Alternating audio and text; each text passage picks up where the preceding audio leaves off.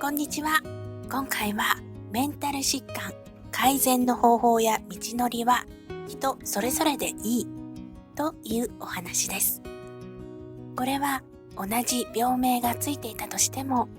今ある状況も環境もそれぞれ違いますし、生きてきた背景も違います。また人によって物事の捉え方も違いますからね。人それぞれの方法があって当たり前ということです。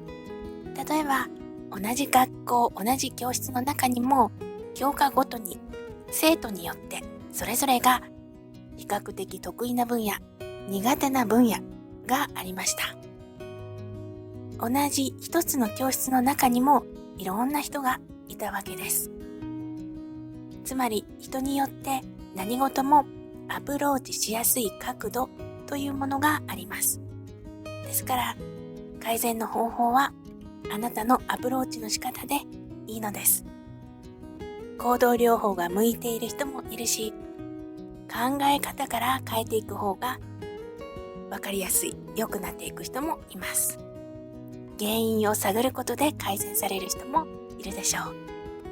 カウンセラーなど専門の方についていただいた方が自分を客観視できるという人もいると思います。あるいはこれらのいくつかの方法を組み合わせてみたり、いつもと違うことをやってみるということもあるかもしれません。それからこれらの方法は段階に応じても変わることがあります。そしてどんなやり方であっても共通していること、それはどれも改善の方向を向いているということですから、どの方法だとしても実は結果的には同じことをしているということもよくあります。方法も道のりもその人なりでいいということ。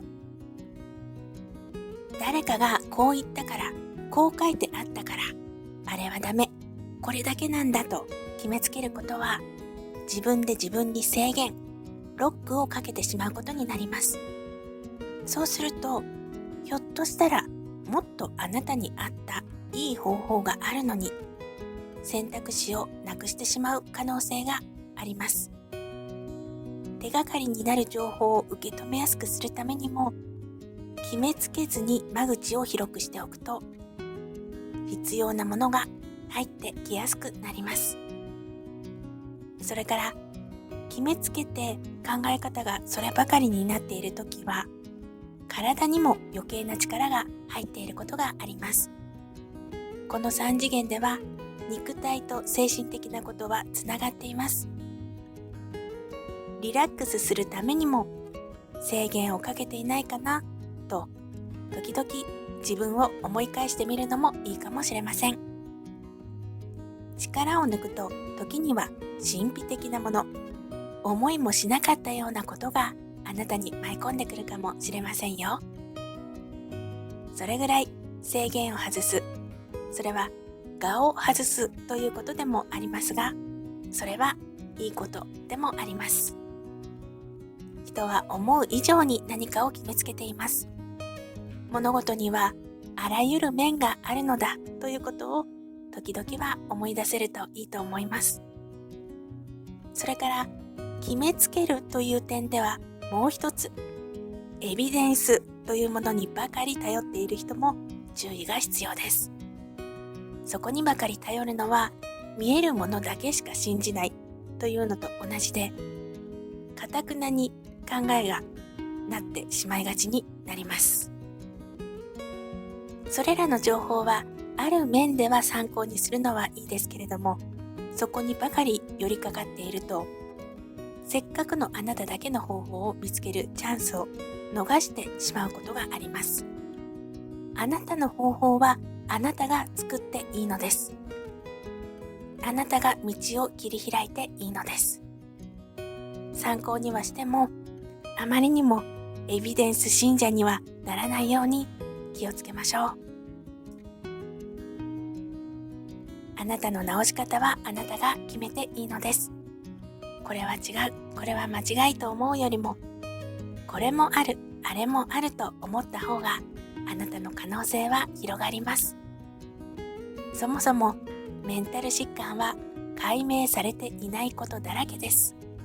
もしかしたらあなたにしか編み出せない方法があるのかもしれないのです。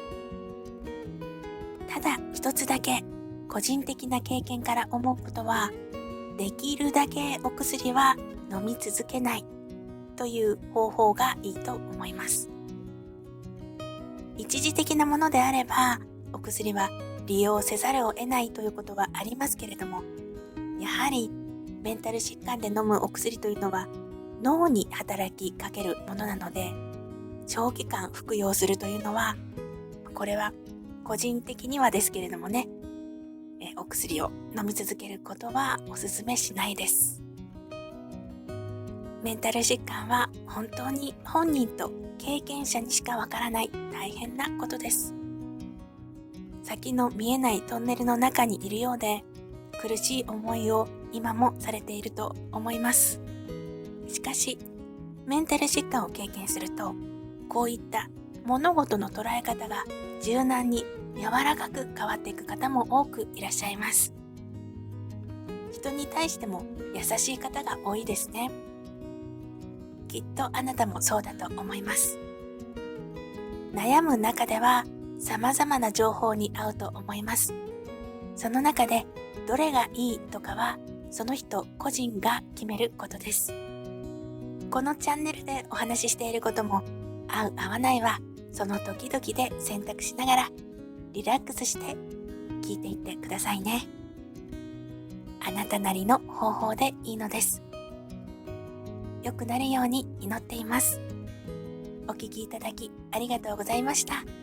またいつでもお寄りください。それでは。